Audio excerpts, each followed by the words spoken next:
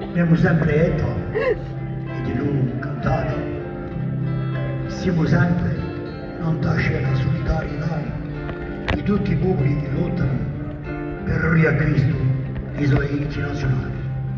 E c'è di sicuro un popolo che ci dà a cuore.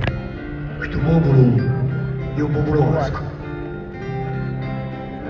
Un popolo fiero, insulpato da una cultura ricca e straordinaria.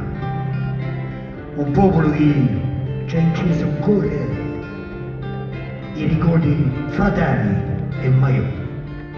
Ogni viaggio con l'anno e sempre stomba di sparterra, rieniamo sempre più ricchi di un'altra cultura, di un'altra creanza che ci face dire e cantare nella Iagara. Siamo fratelli con la speranza e la certezza di noi, che domani ci ritroveremo in una strada fiorita, in questa strada tanto richiamata, che ci porterà di sicuro verso la santa libertà. Aspetta, suonerà, ti puoi dire? Rivetto!